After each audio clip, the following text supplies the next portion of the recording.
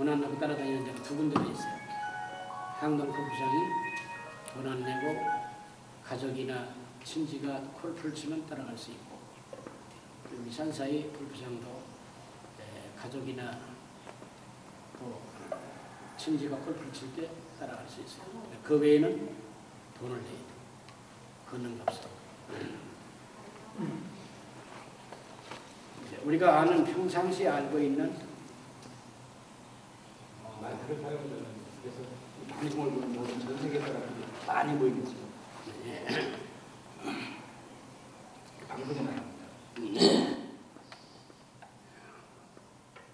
제가 골프 얘기를 하려고 하는 것은 우리가 보통 사람들이 알고 있는, 보통 사람이 이해하고 있는 골프 얘기를 하려는 것이 아닙니다.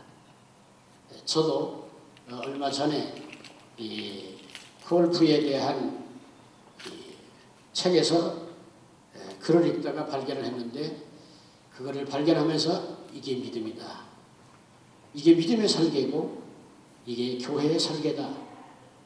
골프장은 설계할 때마다 이 목표를 가지고 설계하는데 왜 교회는 이것을 잊어버렸는가? 그런 생각을 하게 되고, 그래서 이 말씀을 나누게 됩니다. 골프 설계에는 세 가지 원칙이 있습니다. 골프 설계에는 세 가지 원칙이 있는데, 첫째는 자연 환경을 최대한 살려라. 둘째는 티샷에서부터 그린까지 가는 동안에 고도를 1.5m 이내로 돌아. 그걸 넘지 마라.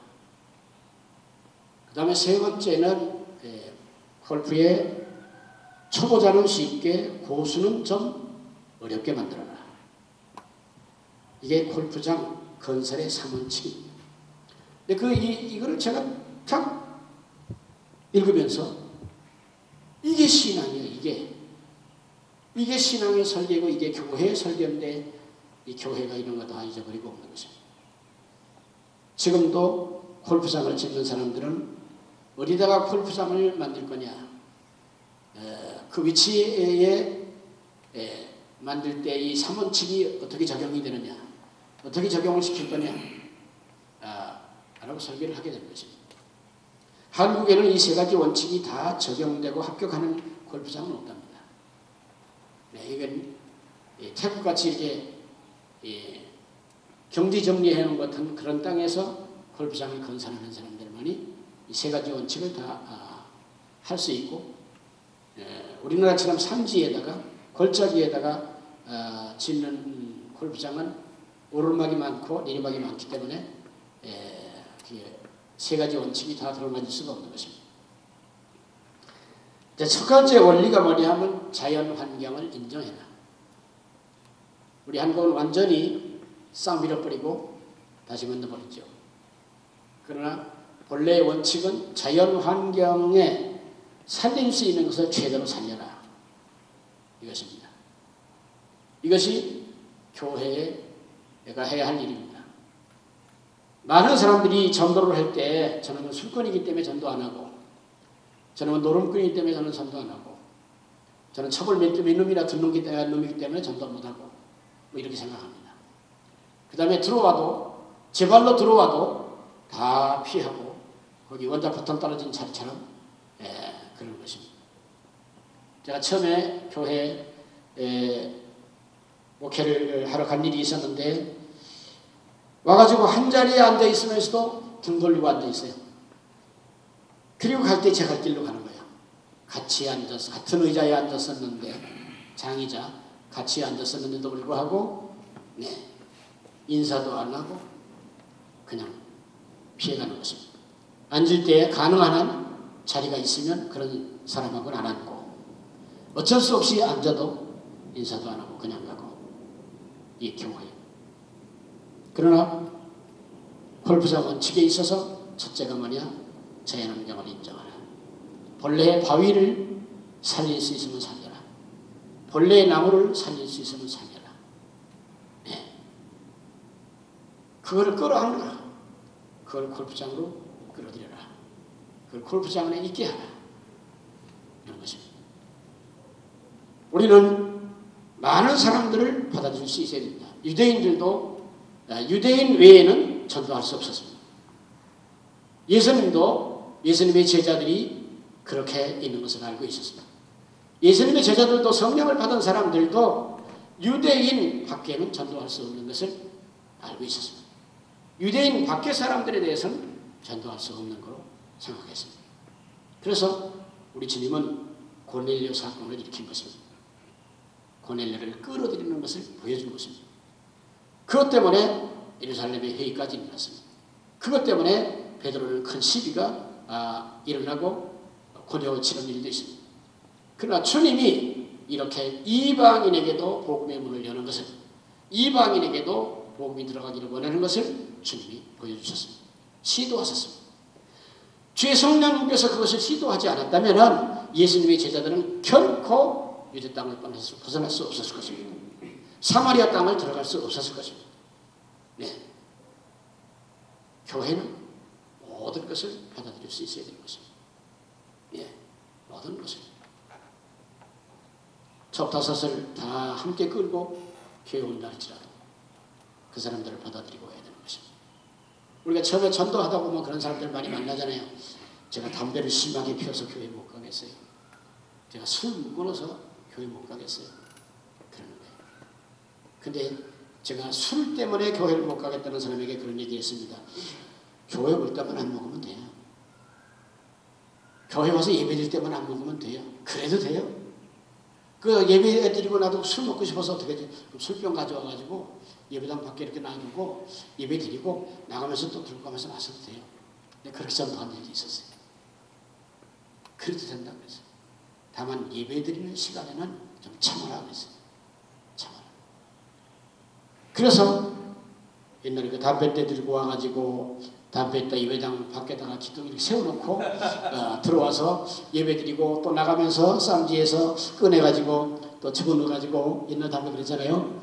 구기 집어넣고 부시돌 켜가지고 물고 나가고 그래도 된다고 그랬어요. 예배 시간에만 담배 안 피고 앉아 있어서는 된다. 그런 사람들이 예수 믿는 것입니다. 그런 사람들이 변화되면 청송대원 일꾼이 되는 것입니다. 그런 사람들이 변화되면 술꾼을 전도하는 것입니다. 그런 사람들이 예수 믿으면 노름꾼을 전도하는 것입니다. 하늘산의 특색이 그거잖아요. 깡패들 변화시키는 자리. 이게 첫 번째 원칙. 누구든지 사랑으로 품고 누구든지 교회 와서 자기 좋고 앉은 자리에 앉고 싶게 앉게 해주고 이것이 골프장 제원칙, 교회 제원칙이 되어야 되는 것입니다. 그 다음에 두 번째 골프장 건설의 두 번째 원칙이 고도를 1.5m 넘어가지 마라. 넘어가지 마라.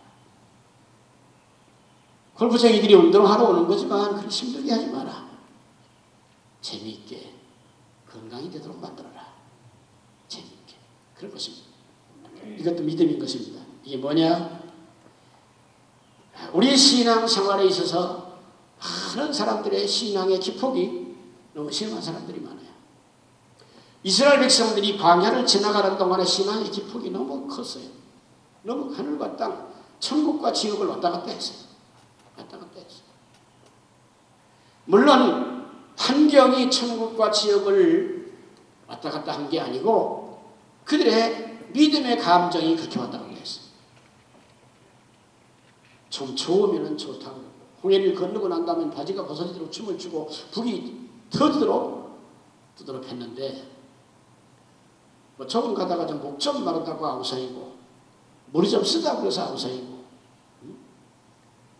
뭐 먹을 것 떨어졌다고 난리고 우리 하나님은 젖과 꿀이 흐르는 기름진 땅으로 너희를 안대한다고 분명히 약속해 주시고 이끌어 가시는데 그래서 이스라엘 백성들은 광야에서 다 원망하다가 죽었다고 말했습니다. 저들이 모세에게 속해서 홍해에서 세례를 받고 원망하고 불평하다가 다 죽어버리고 말했습니다. 욥은 그렇지 않았어요. 욥은 정말로 환경이 천국과 지옥을 왔다 갔다 했어요. 천국의 삶을 살기도 하고 지옥이 떨어지기도 하고 그러나 그의 신앙은 변함이 없었어. 그의 믿음은 변함이 없었어.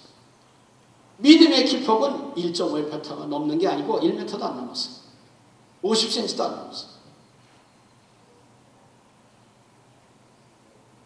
이게 믿음인 것입니다. 근데 많은 사람들이 신앙의 기폭이 너무 높곤 하죠. 우리는 언제나 감사할 수 있어야 하는 것입니다. 그래서 바울은 빌립보 교회들에게, 성도들에게 그렇게 말하죠. 감사해라. 내가 또 말하니 감사해라. 또 말한다. 감사해라. 다시 말한다. 감사해라. 지금 환경이 어렵죠. 힘들죠. 근데 감사를 잊지 말라고 말하는 것이에요. 계속 감사하는 것이에요. 좋아도 감사하고 어려워도 감사하고 기뻐도 감사하고 감사하라. 어려운 일이 있어도 감사하라. 어려운 일이 있을 때 우리 하나님이 어떻게 역사하시는 것을 기대하고 감사하고 지금까지 은혜 베풀어 주셨던 주님께 감사하고 욥은 그랬잖아요. 내가 하나님의 은혜를 입었는데 고난도 받아야 되지 않겠느냐. 그래서 지금까지 하나님의 은혜 받은 것에 대해서 감사하는 것입니다. 예. 지금 현재 고난을 좀 당하는 것에 대해서 그렇게 불안해하지 않거나 불평하지 않는 것입니다. 예. 많은 성도들이 이 신앙의 기폭이 심하면 하나님의 은혜를 못 받아요. 신앙의 기폭이 심하면 성령을 받았다가도 잃어버려요. 성령을 받았다가도 상실해버리고 마는 거죠. 예. 그래서 언제나 평안할 수 있고 언제나 감사할 수 있고 언제나 기뻐할 수 있는 사람. 그래서 놀라운 사람. 이게 세상이 정말 감당할 수 없는 사람인 것입니다. 이런 사람은 세상이 감당할 수 없는 믿음의 사람인 것입니다. 예. 고난을 많이 겪던 사람들이 이런 사람들을 찾아가서 이해해. 너같이 고난당하면 나도 원망할 거야. 이런 식으로 접근해가면서 감사하라고 이끌어갑니다. 감사, 기쁨, 평안. 하나님의 영은 평안의 영입니다. 하나님의 영은 기쁨의 영입니다. 그래서 은혜 받는 사람들도 보면은 그 기뻐할 줄 아는 사람들이 은혜를 받아요. 감사할 줄 아는 사람들이 은혜를 받아요. 불평하고 원망하고 이런 사람들이 욕심을 가지고 성령을 받기도 하는데 그 기폭이 변화되지 않으면 도로 깨져요. 성령 받은 게 도로에 허탈해져 말아버리는 것입니다. 골프장 원리, 나 이거 보고서는 깜짝 놀랐어요. 이게 믿음인데, 이게 교회가 내려가야 할 현수막인데, 교회는 이걸 다 잊어버렸어요. 네. 세 번째로, 골프장 초보자는 쉽게 하고 고수자는 어렵게 해라. 이거 인간적으로 계산하면은 어떻게 그런 게 설계가 나올 수 있나? 그런 것입니다. 어떻게 그런 설계가 나올 수 있나? 근데 이것을 알고 난 다음에 어제 항동 골프장을 갔더니 항동 골프장은 무엇이 어려운 건가 했더니 골프장마다 다 그렇지만은 그린 앞에는 벙커가 다 널려 있어요. 그린 앞에. 예? 입들을 쩍쩍 벌리고 다 늘어서 못 올라와. 근데 그 초보자는 별 큰 문제 없어요. 왜? 조금씩 가가지고 그 앞에 가서 올라가니까 올라갈 수 있어요. 근데 제일 문제는 뭐냐? 고수자들이에요. 여기서 치면은 이거 170야드인데 이건 내가 200까지는 쉽게 가는 거리니까 170야드 이건 되는데 170